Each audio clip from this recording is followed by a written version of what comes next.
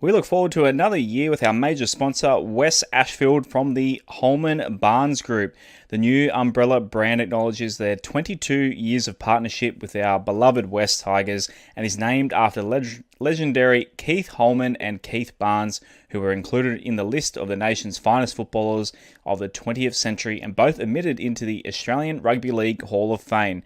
Visit any of their three venues, West Ashfield, Croydon Sports or Markets Club, to enjoy all your favourite games from the home of the West Tigers. For more information, visit their website holmanbarnesgroup.com.au. HOLMANBARNES Group. And welcome into another episode of the West Life Podcast. I'm your host, Josh Barnett. We are sponsored by Holman Barnes Group, including West Ashfield Leagues, the best place to watch the game live and loud. We are also sponsored by Mobile Corp.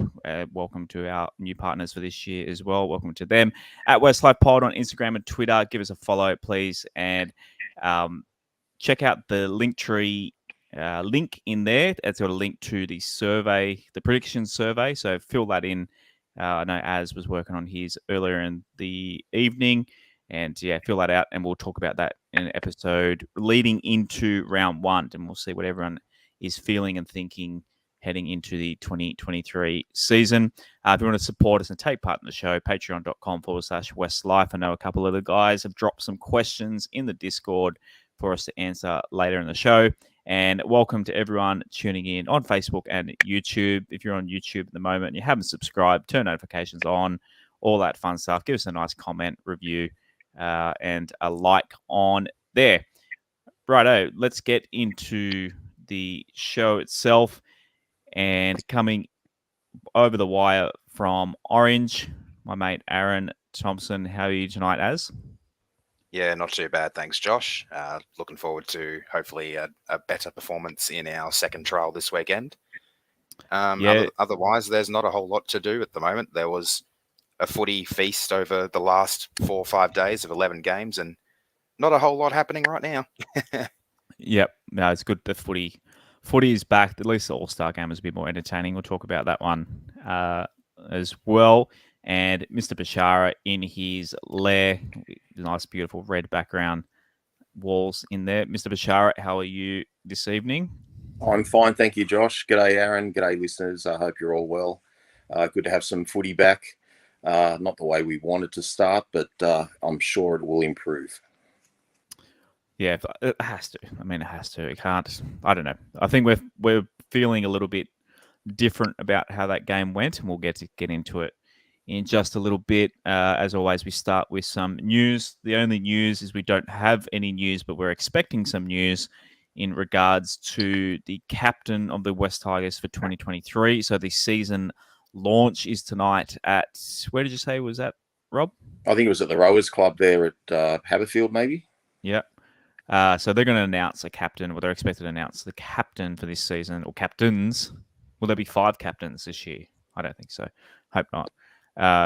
So hopefully that happens. Watch that happen 5 minutes after we finish the show tonight, and then we'll look like idiots tomorrow. But fingers crossed they'll announce that before 9:30, surely.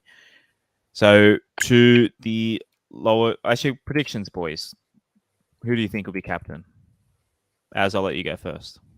I think it's going to be Adam Doueihi. I think he's the fan favorite for the captain choice, but I also wouldn't be surprised if it ends up being Joffa, with AD maybe as a vice captain for if Joffa's not on the field, because I have a feeling Joffa might end up having a bit more of a bench role this year, or at least spending some time on the bench, depending on who else we have there. So yeah, AD, I think, and I hope.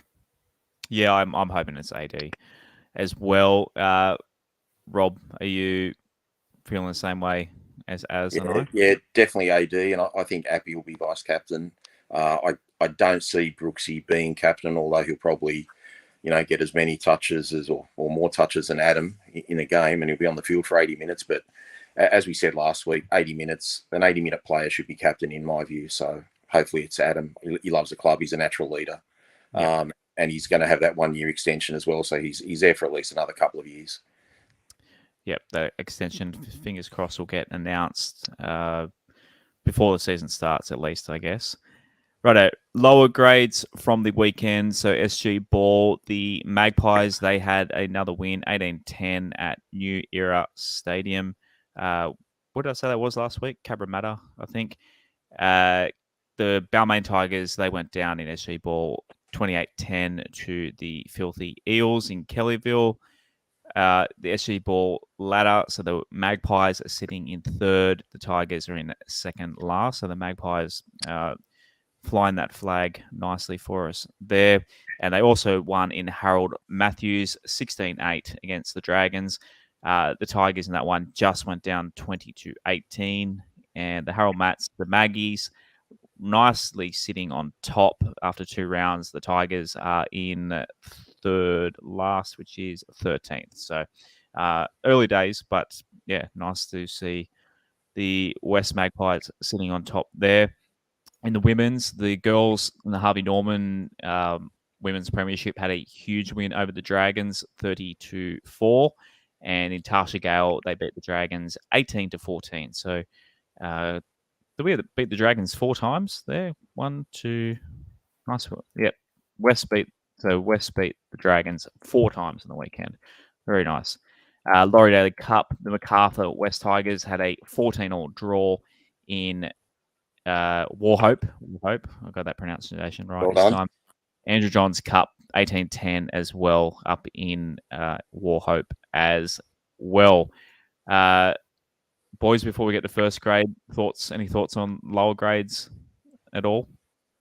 I didn't see any of the games, Josh, so I'm really not in a position to comment. Yeah, if there's anyone out there that does go out and watch the young kids, I know of a few people that do, feel free to come on the show and let us know. We can only keep our eyes out on the kids coming through so much, and we really want to, but we really would love someone who's well into either the West or Balmain sides coming through. So reach out to us, podcast@westlife.com, or slide into the DMs. Right. First grade, the West Tigers lose to the Warriors 48-12. The Warriors racking up 9 tries. We got 2. Boys, where do we start? Rob, I'll let you sit on your hands for a little bit longer. I know you're fuming at this game. Aaron, I'm kind of neutral on it. Not to sound like I'm sitting on the fence, but considering that we didn't send that many, obviously, first graders over there, I'm not overly worried about this game. Was I absolutely bored watching it and wanted to basically smash my TV and try to not get emotionally involved with it? I sent out that tweet, that meme on the Westlife Twitter, like pointing at myself in the mirror saying, don't get emotionally attached to a game that doesn't matter. Still kind of did. Still got annoyed, but I didn't lose any sleep over it. What about you? Oh, for sure. I think the best thing to say, we'll start with the positive in, obviously, Stefano's performance. He captained the team. He led them admirably. His second half in particular was amazing. And he's definitely going to be there come round 1 in hopefully the starting 13. I agree with you. I kind of had a look through the team list and thought there's probably going to be maybe 4 guys at most in this team sheet that are going to be there or close enough to being there come round 1. The rest are outside looking in or backup for players we have, like Brandon Wakeham. And then we had all our kids as well. So, and then I compared that to the Warriors. Sorry, but this got confirmation of captain, Api Coruscant.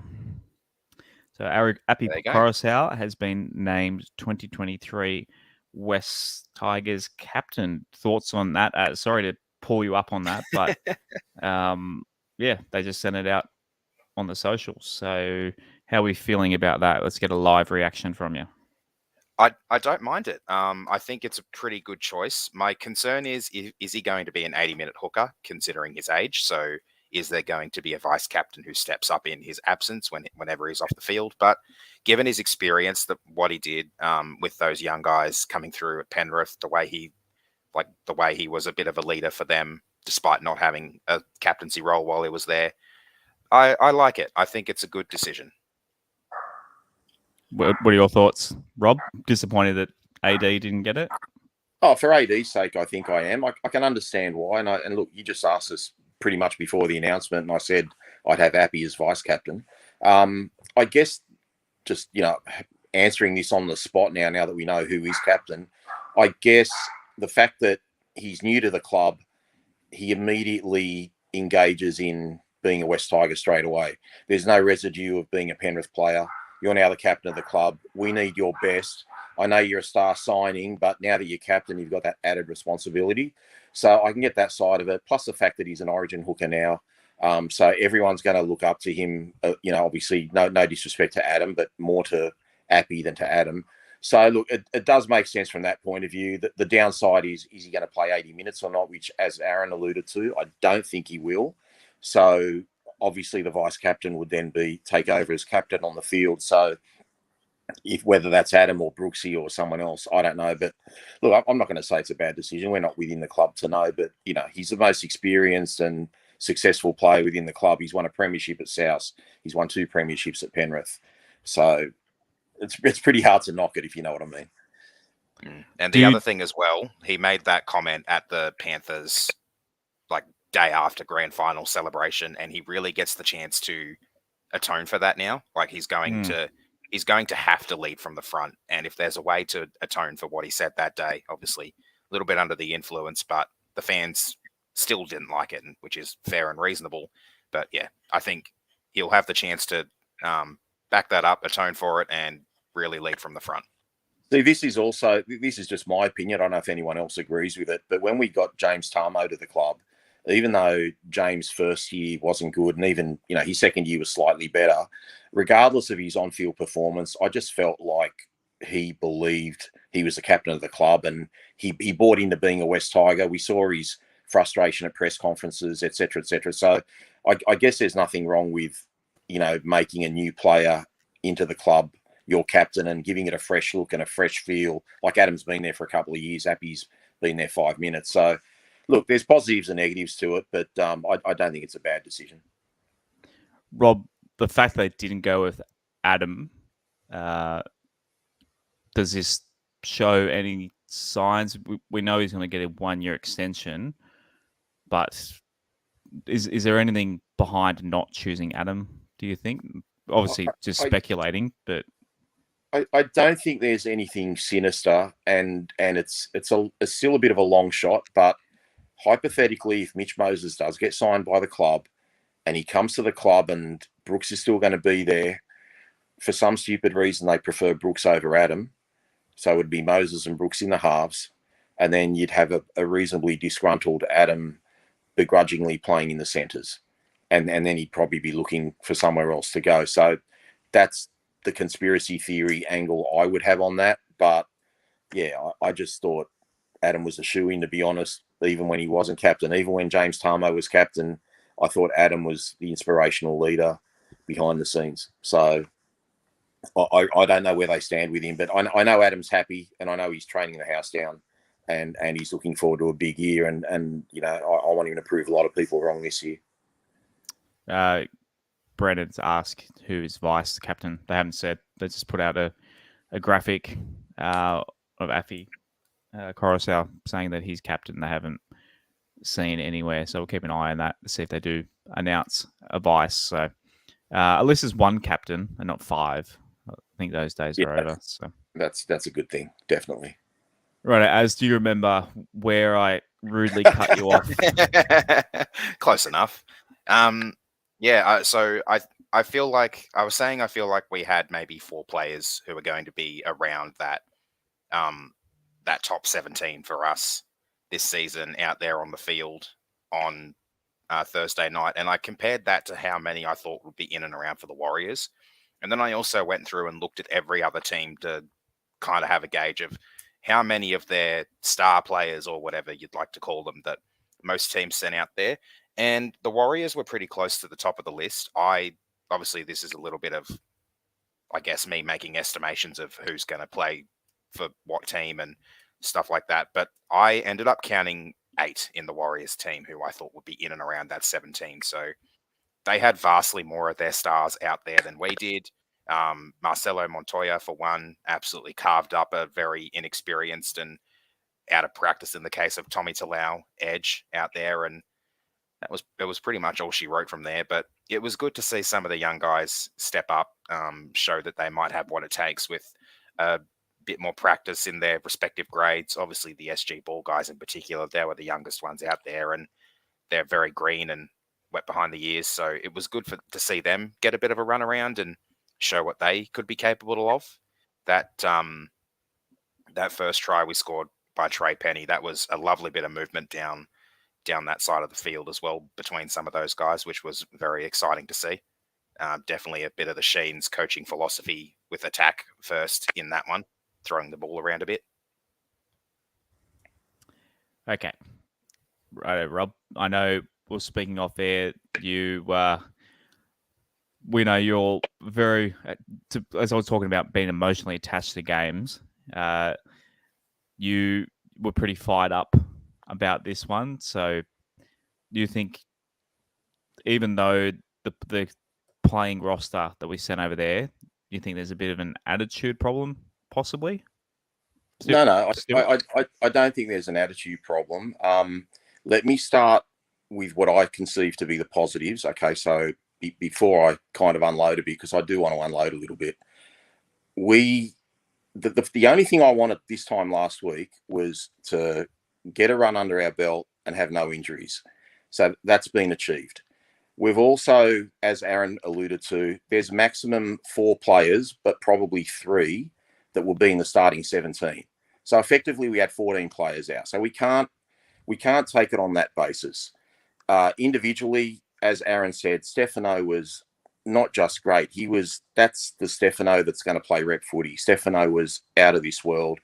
I thought, even though he didn't score a try, Fanua Pole was just as good. I thought individually, players like Jakey Simpkin, Charlie Staines, Brendan Tumeth, even Sione Fainu when he came on the field for his little cameo, there were a lot of really good individual performances. Okay, so in terms of even the size of the players and how strong they looked and how our forwards did hit ups, there's no issue there. That was fine. My issue is, I believe all the teams, whether they were at full strength or under strength, they're going to play to the style that they want to play for the year. And it's just, we've got our younger players or our kids going there.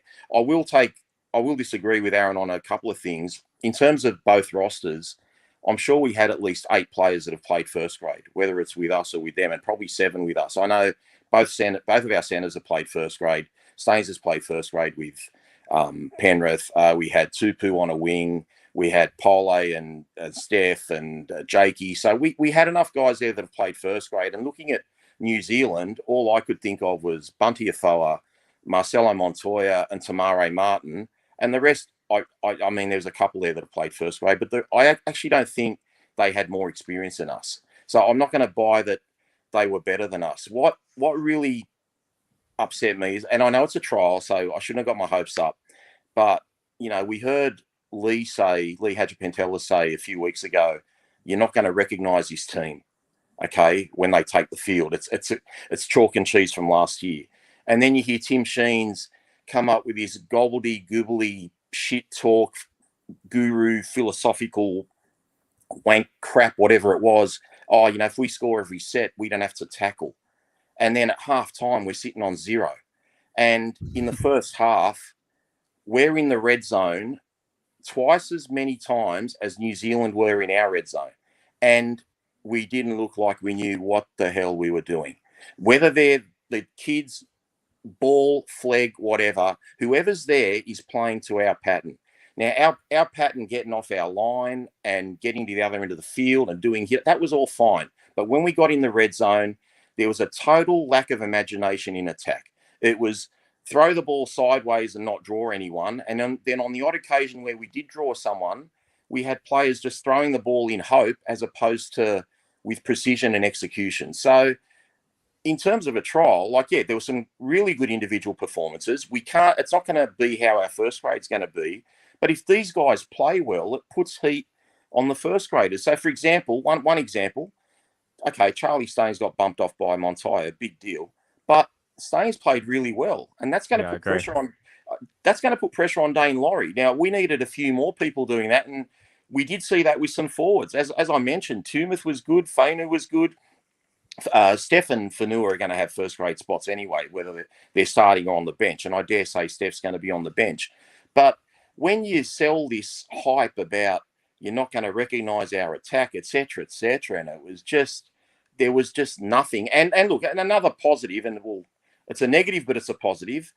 Brandon Wakeham didn't have a great game. He was quite awful, but Brandon Wakeham's been there 2 weeks. He hasn't been there for the 12 weeks of training. So he's just really, probably, if your halves aren't doing well, then the rest of the team's going to look pretty crappy. And the convert from rugby union, he looked like he had composure, but he just, throwing intercepts and looked cool and calm and collected, but he wasn't really much chop at 5'8" either. So I'm just concerned about how we were collectively and how cohesive we were.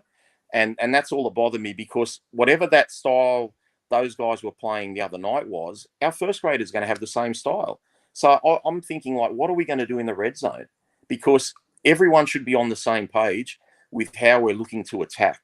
So I was screaming at the TV, Josh. I kind of looked in the mirror at the end of the game and just laughed at myself. I said, what am I taking this so seriously for? But I just thought we'd throw a bit more out. The second half was a little bit more encouraging. The try that Aaron mentioned, totally agree. That was a really good piece of play with 4 or 5 players interchanging passes and what have you. And our big boppers look really big, and they look like they can break the line. So there's certainly no shortage of depth in the forwards. But Jesus, the attack in the red zone, like, what have we been doing?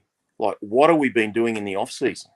It was just, awful. And I just thought, well, gee, I hope our first grade team show more than that, because Tim Sheens is meant to be the guru, and Tim Sheens is looking after that red zone attack. It's not Benji, it's not Robbie, it's not anyone else. Tim Sheens is in charge of the red zone attack. Robbie and Benji are in charge of the yardage attack, which is getting, basically from our try line down the field. And Dave Fern is in charge of defence. What was going on in defence? Like, as Aaron said, down to our side, Scolari 2-on-2, and Montoya's getting outside him. Like, he's holding hands with Talau instead of marking his man. Like, what are we teaching even our youngsters? Is he under instructions to be tight and compressed like that? Like, what have we changed? It's the same defensive pattern that I saw last year, that we were going to get, turned into shit by other teams. So I don't want our first graders to be defending like that, running off our wings and leaving overlap. Montoya looked like the best winger in the world, and he's not. He's just a good, solid first grader. So I was really disappointed with like I said, in summary, just the lack of cohesion and lack of imagination in the red zone, and our goal line defence. There was one try basically where John Bateman would be standing that was like a touch footy try. And we had so many chances. It wasn't like we had 1 or 2 chances in the red zone. We were camped in their red zone. We got there. We had multiple opportunities, and we did nothing but throw the ball away, throw it into touch, throw it behind a player. It was pretty piss poor, but 14 new players, hopefully to add to a better trial, and the first grade team's going to look different. But I was just expecting more. So I don't want to write it off as, it's only a trial. It's only a trial. I think St. George looked as bad as us, and not many other teams looked worse than us. And I accept that we had the weakest team. Like, a lot of teams played half their first grade teams and their new signings and all that. So I accept that part, but that's still no excuse for just looking like you had no idea whatsoever in the red zone. That's my take on it anyway. Bryson said he thinks you're being a bit harsh. He said the guys that played might not have, they've only been playing with Sheens for a few months, so they might not, they might be still learning some of the things you said there. I don't think I'm being harsh at all. I've actually said that individually, like, everyone tried. Individually, there were a lot of good efforts, but there was no cohesion, and they looked like strangers. So they've been training together for 12 weeks, except for Brandon Wakeham. Okay, Wakeham's the only new guy at the club. So I don't think I'm being harsh. I just think, we look at the good clubs. We look at the Melbourne Storms and the Roosters and what have you, and someone gets injured and someone steps up and knows their role and they know what they're doing. Like I said, Brandon Wakeham's been there 2 weeks and he's probably the most important player on the field because he's halfback. So he's got all the excuses in the world for me. I'm happy to say I'm not even being harsh. I'm actually giving him a rap saying, mate, you've only been there 5 minutes. You really don't know our systems. But yeah, the other guys have been there, for 2 or 3 months. I just don't know what that attack was meant to look like. Just literally shuttling the ball sideways and not doing anything. I don't know. I don't know. I just don't know. Well, everyone else can give me their thoughts and text them up on the screen because I mean, like I said, there was hard running. The boys look bigger. They look fit. I've never seen some of those boys look bigger. They're just bulked up. They run hard. There was no missed tackles per se. It was just like standing in the wrong spot. Like we weren't actually like wrapping our arms around legs and falling off tackles. When we were there, we made tackles, but we were getting beaten on the outside. We were getting beat, one off the ruck by a 5'8" and stuff like that. So there's just a little bit of miscommunication. But I just thought we'd do a little bit more in attack, and you know what? And just it'd be like a 36-24 game. But 48-12 to me summed up the difference in two teams. I think New Zealand were 4 times better than us, and they've got a new coach. They've got new players. They've got new systems. They've got new everything. So I don't think I'm being harsh.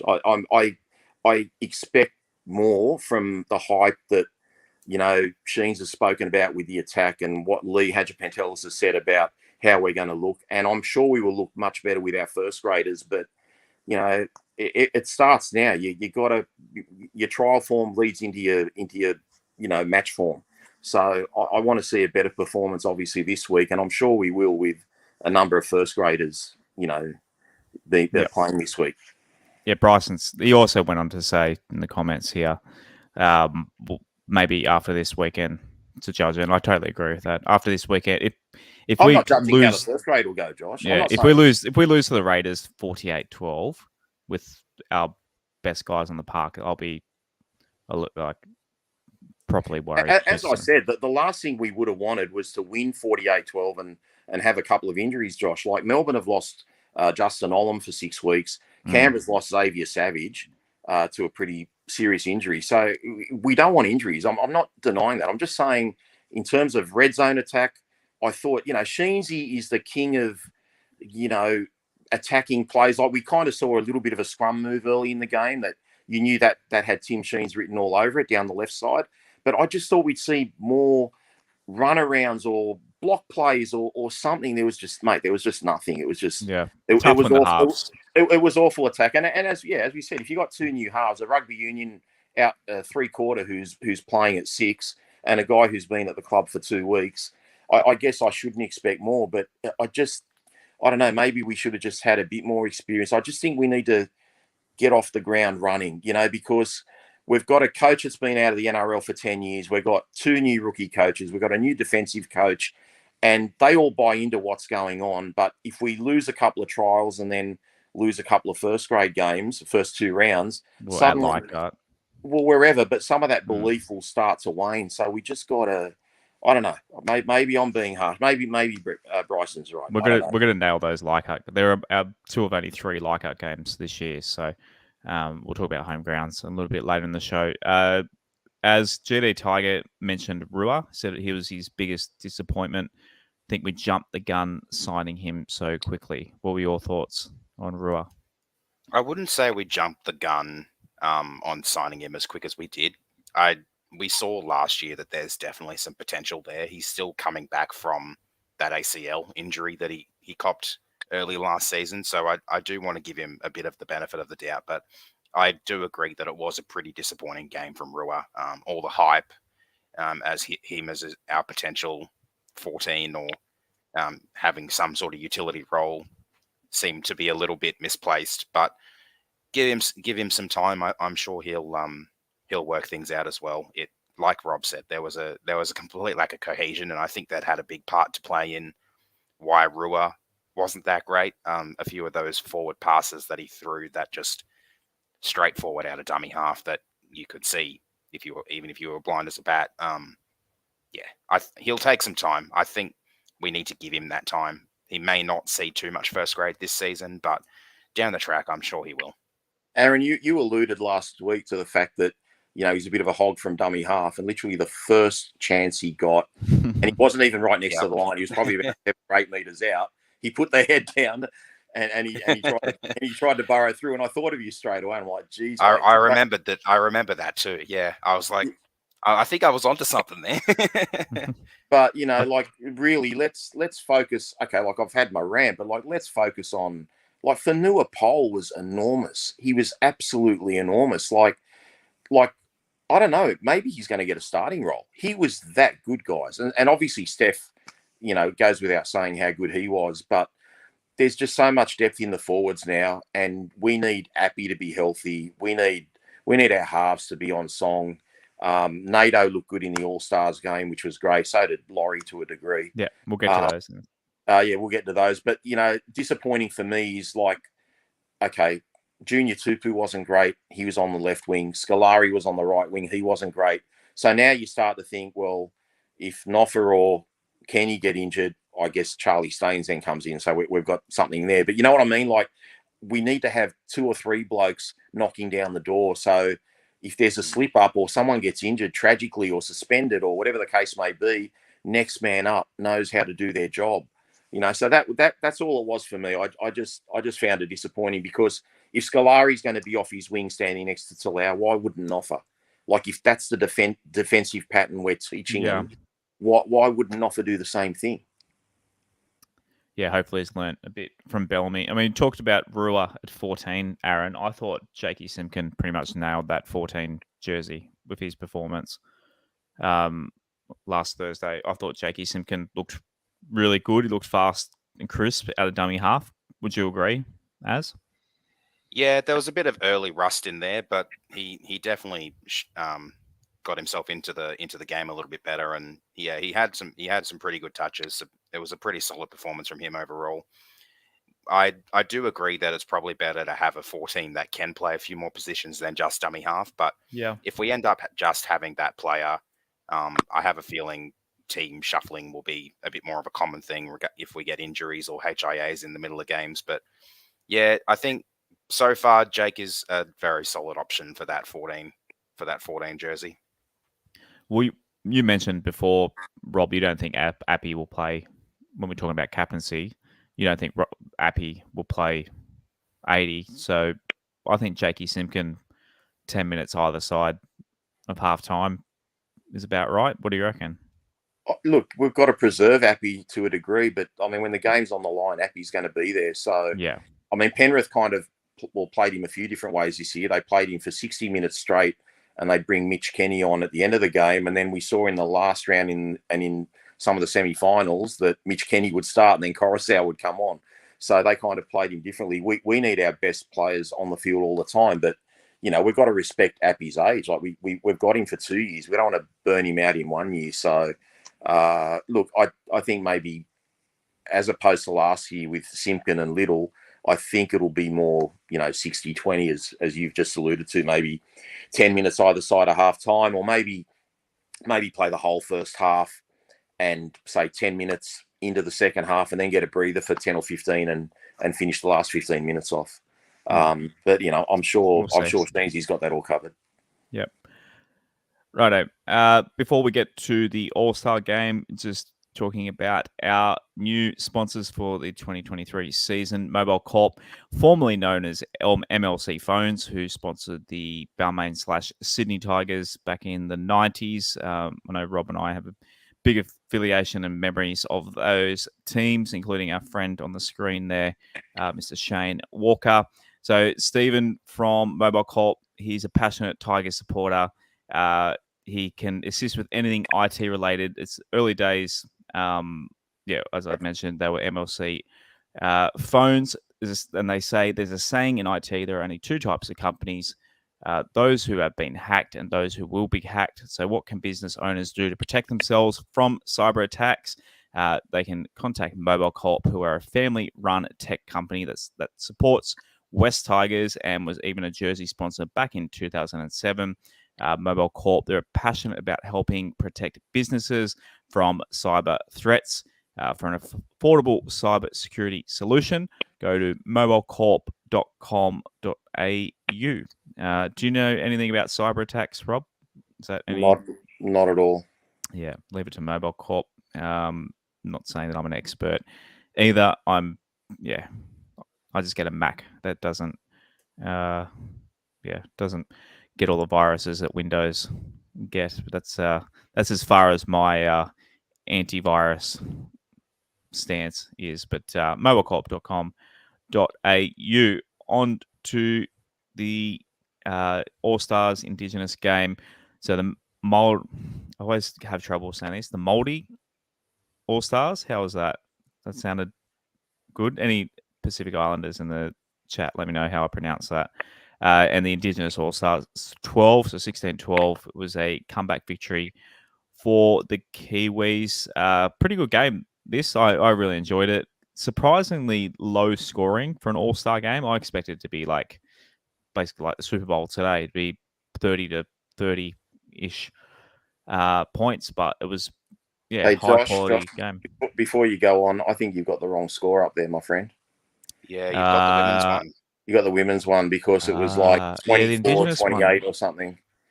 I remember there were the Indigenous one. Yeah, I have. I've screenshot the wrong one. I swear I was thinking in my head, okay. I'm like, the Indigenous one. I didn't pick up on it till you mentioned this. Yeah. Game, and I'm like, what are you talking about? There were a fair few tries that came went from down. behind. Yeah, there were a few tries. I actually found it really entertaining considering all the players that dropped out or didn't want 28-24. to play for So 28-24, 6 tries to 4, including 1 for the Indigenous All-Stars to Brett Naden. How do you think our boys, so Dane Laurie, Brett Naden on the Indigenous side, and Tuki Simpkin on the Māori side, how did you find this game, Az? I didn't actually see too much involvement from Tuki. I haven't checked the stats yet, but I'm not sure how involved in the game he actually was. Naden, obviously starting, he set up that first try with a brilliant little flick to his winger. So I absolutely loved that. I think I commented in the Discord immediately. There's a bit of the Benji magic rubbing off on him there. So he had a stellar performance. I was really impressed with Naden. And Rob, I think you mentioned as well, Rob, you've always seen him as a right center and believe that's his best position. And he proved in that game that he's absolutely right to be, or an absolute good shot at being our right center if that's how Sheen sees him. Dano, didn't see too much of Dano. I don't think he came on until the second half, but he played admirably as well. That try where the two of them linked up with Nico in the second half was a thing of beauty to watch as well, and I enjoyed that. It was a really good performance by the two Indigenous boys. Not sure what to say about Tuki because I didn't see too much of him. He had 15 minutes, a few hit ups. I do remember one really good offload by him.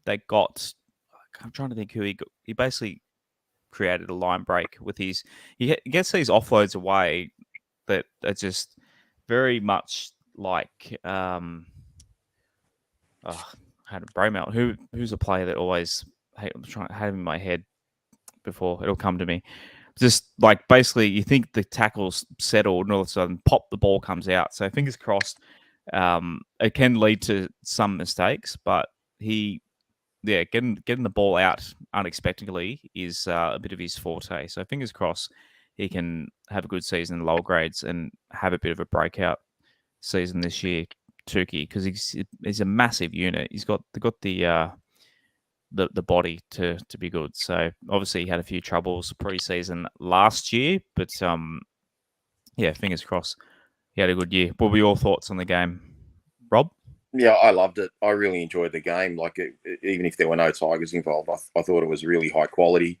As Aaron said, Naden's performance was really good in attack, especially a couple of missed tackles, but yeah, really good in attack. Put on a great try for Sloan. Scored a try, linked up with Laurie well. Laurie, I thought, did really well. and you've basically covered Tukey. So Tukey's always had that ball playing ability. There's no doubt about that. It's just whether he's going to be a good, strong defender, and he's got a lot of competition, obviously, and a lot of players in front of him at our club. But Latrell was a bit down on his game. I thought I just that wasn't Latrell-like, and they still won the game. I think if Latrell had been on his game, it could have been anything. But it's a good game to watch, and really happy for Naden. Look, I've always said he's the right centre, and I even tweeted as much. But Naden's going to play wherever he's trained with us pre-season. So if he's been at left centre for 12 weeks, he'll be left centre. But I'm hoping that performance on Saturday would change Tim Sheens' mind, because he's got a great right foot step and he's got a great right hand flick. And the funny thing, if I can just jump to another game, St George have swapped their centres around. So Zach Lomax was playing on the left and Moses Sully was on the right. And Zach Lomax has got one of the best right foot steps, and he's got the great Gidley flick as well, just like Naden did on the weekend. He was on the left side. I'm like, what are you doing there, mate? Like, I don't even know why he was being played there. So it's just a waste of his talent at St George being on the left centre position. And I feel like Naden's in that same boat. Naden has to be a right centre. Do they change their numbers? Should we ask Shane how the numbers work for those centres swapping around? Long-time listeners will get that. I'll enjoy that. In joke. Righto, moving on to...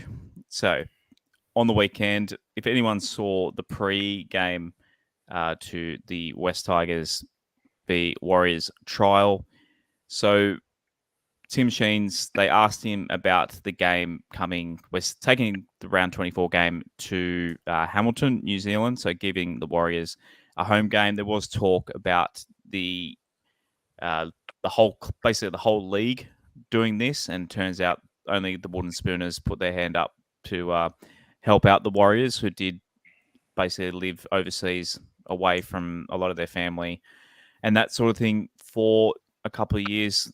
So taking the game to New Zealand, not for the first time, we have done it in the past, but so basically Tim Sheens came out and said if it was up to him, he wouldn't have done it. And that led to Justin Pascoe coming out with a press conference to talk about it. I assume one led to the other. I don't know if they were coincidental, but Justin Pascoe, he doesn't that often call press conferences for himself, does he? That must have been, something to do with it. Very, very random. Either that, or he was just trying to, promote all the stuff that they are doing in New Zealand. Maybe it was planned and just coincidence. But it just kind of seemed a little odd that, Sheens come out and said that, and then Pascoe, he basically said, ask the CEO in his press conference, and then the CEO came out and basically said it. So for those who haven't heard it, I have cut Pascoe, I've cut it down to a couple of minutes. So here's Pascoe answering questions about us taking a game to New Zealand.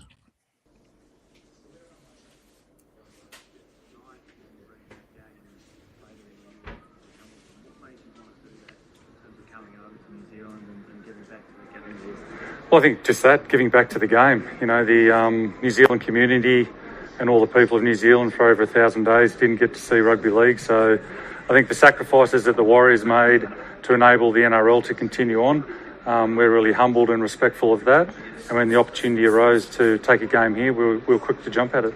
Were you a bit surprised and potentially disappointed that other clubs haven't done the same, given the rhetoric that we've heard over the past couple of years about what the Warriors did, that you guys are pretty much doing?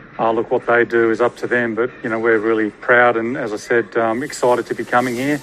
What the Warriors did and for the game can never be underestimated. To take their families, to take all the administration and their families, and to relocate to keep the game going, to keep thousands of people employed, and sport and what it does to people watching sport through that pandemic, and how it motivates and excites and stimulates, and got a lot of people through a lot of tough times. So again, we take our hats off to the Warriors, and this is a show of respect back to them and the whole New Zealand community.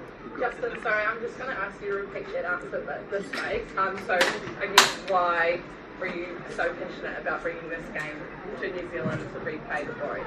Yeah, again, they sacrificed for over 1,000 days. They relocated families, not just players, but administration as well. The whole club came over to Australia, and that's a huge sacrifice. And for them to do that and keep the game going.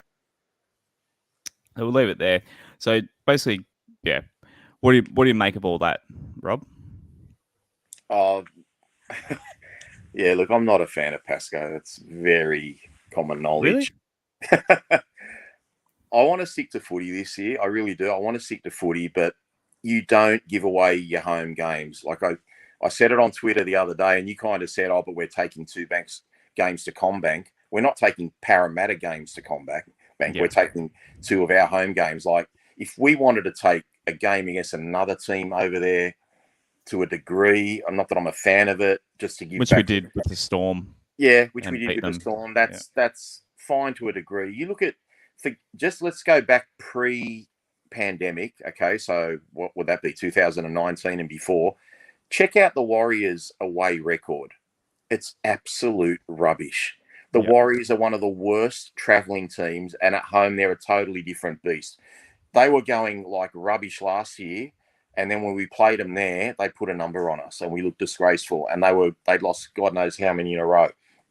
If we're serious about winning, you just don't take home games. Like the sentiment's good, I get all that.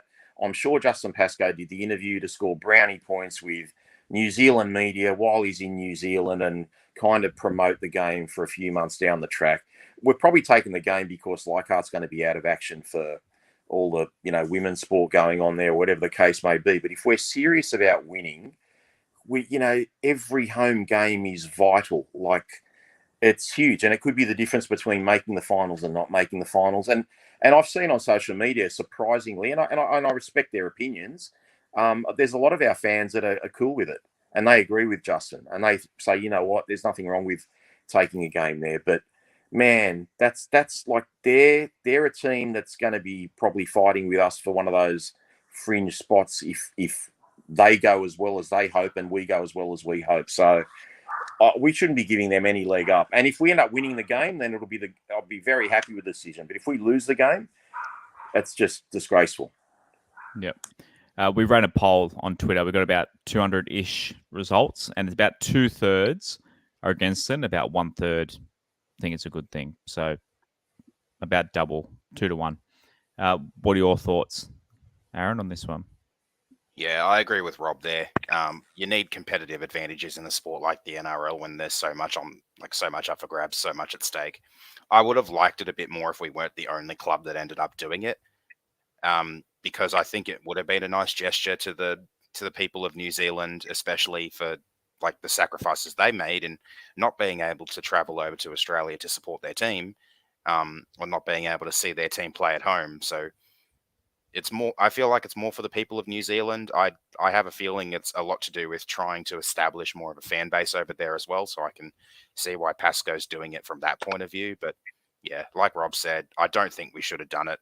Maybe it wouldn't be as big of a deal if more teams did it, but yeah, when you're the only one and you were the team that finished with the wooden spoon last year, you're throwing away competitive advantages, and you can't do that. Yeah, and a thing to consider as well, it's going to sound a little bit selfish, but you also have to remember that the 2020 and 2021 seasons, we lost home games ourselves as members. So we didn't get, yes, we had the ability to get refunds, but we lost games. Like the first game during COVID was Sunday afternoon at Leichhardt versus who was it? Knights? I'm not sure. We played against yes, it was dead empty Leichhardt Oval. It was meant to be sold out Leichhardt. So we lost. Yes, there's always going to be more, and like obviously what the New Zealand Warriors players and families and stuff went through was awful. The whole world was just shit for 2 years. There are parts of the world that still are. It's probably wrong to say that, but it was 2 years of shit that we went through, and we lost football games as well. So, and we're down to 9. So if you have a full season membership, you only get 9 games now. Like we're almost down to the NFL where they only It's three get, what do they quarters of get? the season. 8. Yeah, it's crazy. We only get. I think Tamworth's a good thing. I'm not anti Tamworth, and I totally get the Women's World Cup. If that wasn't on, we would be playing more games in Campbelltown and Leichhardt. So I get that kind of points towards making it more understandable as well. But yeah, I don't know. I just It's not a commitment to winning, Josh. yeah, It's not a commitment to winning. He's not the NRL CEO. If the game is to be taken over there, it should have been a directive from the NRL, Yeah. not from our own club. give him a magic round. Yeah, but like I said, he's trying to do the right thing, and it's all goody two shoes and whatever. But at the same time, he doesn't get what it's like to be a West Tigers supporter. He does not read the room. He doesn't get it. He's only been there 7 years. It's 12 years of not making the finals. We want to make the finals. You can't be doing what seem like little things. Oh, it's only one game. It's only this. It's like last year, the coach wanted Jackson Hastings and Adam Dwayhe to fly up to a game on the Gold Coast. We wouldn't front the airfare.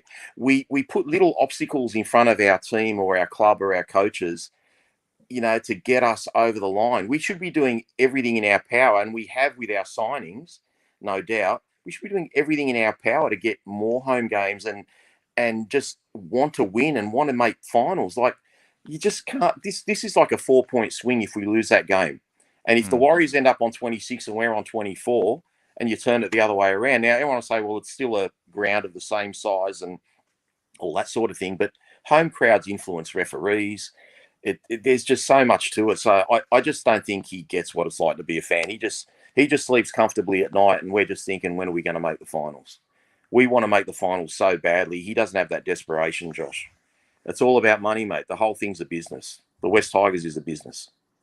And the fact that all the travelling that we do as well, like I've just looked at the home game schedule. So we've got a home game at CommBank in round 19, and our last home game at CommBank is in round 25.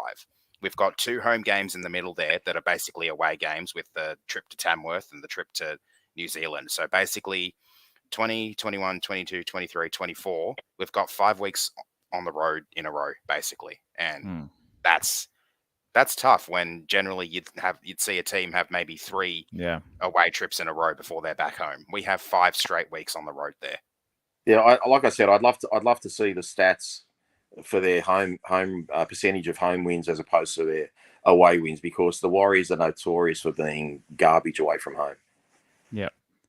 I mean, in saying all this, 2019, we got a big win in New Zealand against the Warriors to set up a Leichhardt Oval last round to make the finals, and then we all know what happened at Leichhardt. So they can't. Maybe we will win in New Zealand and get it done. But yeah, time will tell. We've still got 23 rounds of football and a trial until that. So we will see. We will see. Righto, just reminder, Rugby League Merch contacted us and they've designed some merchandise. As I said last week, it's at cost price. We're not making any money off this. If you guys are proud enough and like us enough that you want to wear our logo, go $28 for a t-shirt, $28 for a hat. That's pretty sweet. So reminds me I need to order one myself. Also, my other little side project podcast, Sport Espresso, every weekday morning, basically just reviewing the last 24 hours of scores and that sort of thing. Obviously, the Super Bowl was today. Rob, I think your tip, Rob Stradamus said went down in flames. Yeah, you said Philly was specials. They were. Lost. They were. I don't know how they lost. I do know how they lost, but terrible tip. I should stick to rugby league. I hope some of the people got on Stefano to score a try because he was 10-1. Yep. Yeah. Okay. You can't win them all. That's why it's called gambling. Righto. Patreon questions. If you want to support the show, patreon.com/WestLife. Help support the show for just $3 a month. Access to our Discord, which I'll open up now because the guys have dropped a couple of questions in there for us to take part. A lot of Super Bowl talk today obviously, as well. A lot of basketball talk, so not just footy in there, but and Rob drops the occasional "I can't publish this," but in the chat as well. We've got a couple late mail ones. Okay, I don't know if you boys have seen these. Haven't So seen. Tiger 24/7 asked us to do our ladder predictions.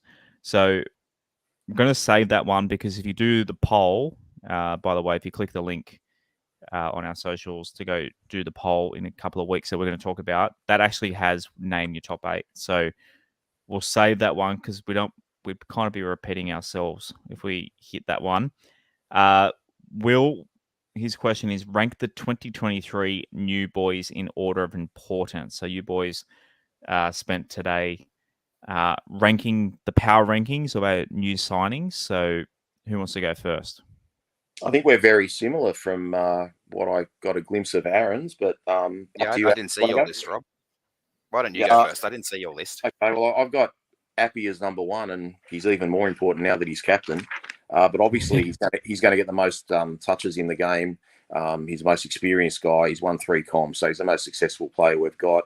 And, he's probably the closest thing we've got to Robbie Farah as a hooker. So, yeah, I think he's the most important one, and it's kind of follow my lead there. My second one was Papali. Even though it's a second row position, I just think we need that dynamic attacking thrust that he can provide. We need him to be able to score those tries where he just crashes through people. Hopefully, we'll give him a bit better service than like Moses and Brown were giving him. And I think Bateman, after seeing that try that we leaked on the edge, I think it was the second try of the game last Saturday night. Boy, we needed someone with that Bateman experience, that mongrel. He's just got to win at all cost mentality. Clemmer's just as important. And then I've put Staines as back pressure. And then I put Smith because I think Will Smith can cover a few positions. So I would think him and Simpkin are going to fight out that 14 spot. I think Simpkin's definitely got the jump, but I would certainly say I'd love to see Will Smith there because he can cover more positions. And Brandon Wakeham, because if one of our halves goes down, we're stuffed. Absolutely stuffed. So we need Wakeham to have a good year. But that was my 7, and that was the order I put them in. How different is yours, Az? A little bit different, not too much though. So I had Appy number 1 as well. Our service from dummy half post Robbie Farah has been pretty terrible. And I think I mentioned last week and a few times last year, the issues we had with Little occasionally at dummy half really slowed us down in a few games, really caused us some issues. So just the influence he's going to have from dummy half, directing the team around, and even, like Rob said, even more so important now as captain, I think he's probably going to be the most important one.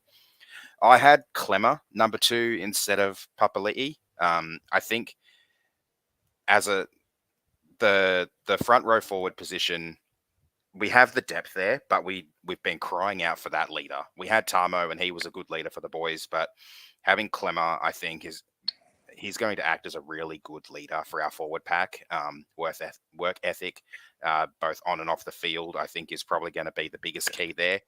Then I had Papali'i in 3rd because I think we need that we need what he brings in the second row, but I feel like we need that leader in the forward pack just that little bit more. I had Staines in 4th because he's going to put all the pressure on Dane Laurie to make sure he keeps performing, because if he doesn't perform, then Charlie's going to take over from him, and being a spine position is probably one of the more important ones. I had Bateman in 5th just because I think that the depth we have in the second row is pretty good, and we're going to be able to cover for him until he gets here, but he will make a huge difference once he arrives. And then I had Brandon Wakeham and Will Smith both down the bottom because depth in their positions, depth in the halves, depth as a utility, I think they're both equally important, but not as important as the other 5. Nice work, boys. Next question, Brocker. So this is, I don't know if you boys saw this one. So a few of the boys dropped a couple of questions literally just before we went on to air. So Brocker asks, players who might make their NRL debuts this year. I'm assuming it means West Tigers only, because we'll take all night, I guess, and that's you come here to listen to the West Tigers podcasts. I mean, straight off the top of my head, you think Rua will get a crack sometime this year? NRL debut. Anyone else come to mind, boys? Well, I don't think Tumith has had a first grade game, has he? Yeah, don't think yeah, so. he'll definitely get a Yeah, crack. I think Tumith was pretty good, as I said earlier, and I think Fainu was really good. I don't know if Fainu had a game at Manly before. I think he was at Manly before he came to us. And then Aaron, what was that try scorer's name? I mean, he hasn't had a first grade game. The try you mentioned against New Zealand, what was his name? Oh, Fudge. You forgot his name anyway. You're talking about Dream Baller? Obviously, he scored a try. No, the one who scored the try at our first try. Penny, Trey Penny. Trey Penny. So there's probably three blokes there. I don't think anyone in the backs is going to be really different, is there? I can't see anyone cracking it in the backs that's been there. I will say one thing, Josh. I don't reckon Rua's going to get a run as a starter. I'm not. Across 24, not even a bench spot in 24 games. I put it this way: if Simpkin gets a spot on the bench, and I know it's going on a bit of a tangent, but if Jake Simpkin gets a spot on the bench, we're going to have one of Sean Bloor, Alex Twal, Joe Offengawi, John Bateman. Someone's going to miss a spot in the 17. You literally cannot fit everyone in that starting pack. And then when you look at the leftover, like let's just say, for example, Steph and Clem are the starters in the props with Appy. And then you've got, I know Bateman's not here yet, but when he's here, it'll be Bateman and Papali'i, and you can put who you want at lock, call it Pole. There's only 3 forwards in the utility. There's 4 forwards that are like basically left over. So I don't know. I just don't know where they're all going to fit, and that's a wonderful problem to have. And we won't have that problem until Bateman arrives, that they probably all just squeeze in. But yeah, I just don't know where these, your Tukey Simpkins, your Tumiths, your Fainus, they're going to have to wait. And some of those guys were impressive. Few comments coming through. So later, Bra said Bulla Felity, Rua Fatushia. I really should read before I try and pronounce names. Lalui Tumith. So that's how many names you got there? 1, 2, 3, 4, 5, 6. I mean, if there's 7 debuts, that's you can only assume either A, things are going terribly wrong, or B, some injuries. So fingers crossed. But I don't know. Tim Sheens does like giving kids a go, doesn't he? He says if you're young enough, he does. But I don't think Folletti's ready for another year at least, like minimum. Kenny C, after the first trial, who's front runner? We've kind of touched on this a couple of times accidentally. Front runner for the 14 jersey, and who could be Smokey? I think Jake Simpkin will have it. But what do you reckon? Who will be 14 round 1? Yeah, I'm leaning towards Jakey at the moment as well. And I'll just go back to what you were saying about Rua, Josh. I think Rua will be a chance at a debut, but I think that only happens if Appy gets selected for Origin again. That's a good point. Yeah, it's weird having Origin like quality players, isn't it? We can complain about that this year, losing players for Origin. Maybe we might have to. Because I think who's in front of Steph, to kind of go on another tangent, which we always do. How many front rowers in the NRL in New South Wales are ahead of Stefano? Because he's already been in Freddie's eye, like Freddie's books, conversations, sort of thing. So I think Steph can come out and knock on the door of an Origin jersey this year. There's my hot take for the night. No, I agree with you, and I think Clem will be knocking on the door too. Do you think Clemmer can get back in? Yep. I mean, but Steph would have the jump on him with his age and his, and his try scoring ability, and being able to bust the line the way he does. Will Freddie pick Appy now that he doesn't play for the Panthers? Probably not, but we can He only dream. picks Panthers and Roosters. I think it's like all teams low on the ladder. If the teams are travelling poorly, generally the players are down in confidence, Yeah. and then they don't pick the players. So if we're travelling okay, Appy's going to be there. But if we're, going like, busted, what, and down the bottom of the ladder, well, it makes it harder for him, especially if Souths are flying high and Damien Cook's going well or whatever the case may be. But you'd think on what he did in 2022 that he deserves a bench spot even from now. He's just got to be fit and healthy, really. Yeah. Because that's another thing. Freddie as well likes to show loyalty to the team that played last year. Yeah. They didn't win the season last year, but I feel like Appy was a big part of what the Blues were doing. So if we are going well, I have a feeling he will want to stay loyal to Appy and give him a run, but it'll also depend on how Cookie in particular is going at the same time. Yeah, I was half joking. I thought Appy would have been a shoo-in, but yeah, Damien Cook, might. Fingers crossed. So already talking Origin. Sorry, putting the Origin conversation coming out in February. Dane, last question. Dane Pimble asks, who will be this year's breakout star and why is it Brent Naden? So Dane's throwing his. Would you say Brent Naden hasn't broken out? He did score a try in a grand final. Is he saying that he's going to play Origin or something? But I think Naden's going to have a very good season. I think West Tigers fans underrate him a little bit. I think they're still kind of carrying that little bit of disdain towards him because he was played for the Bulldogs before us or something. I think in a crappy side last year, he was looking pretty good. I'm pretty excited to see Naden in our side this week. And as we mentioned earlier in the All-Star game, he looked pretty good too. So we talked about breakout players last week. So shows how carefully you're listening, Dane. But thanks for that. But Just any out. I don't know, anyone else, since we kind of talked about this already, but anyone else that you think is going to have a breakout year that we haven't mentioned? I'd like to see Toomuth get a shot. I think if he gets a shot, he could really have a go at making a name for himself and have a bit of a breakout season. But that would mean we'd probably have to cop a few injuries, and I obviously hope that doesn't happen. But if he does get a shot, I think he'll take it with both hands and play quite well for us. Joey mentioned Stainsy. Yeah, I can see Stainsy having a breakout year. I mean, you play for the Panthers in a grand final. I don't know. Is he going to get the thing about breakout years? Is you're kind of talking about attention. So I think for breakout years, the team's going to have to be going well because you don't really break out if your team's coming last. Whereas if you play for the Panthers and score a try in a grand final, it's much, much easier. So in your non-preferred position as well. And considering in one of his earlier games in his career, he ended up scoring 4 or 5 tries in a game against the Sharks, I think it was at Cogra. Yeah, 4 tries.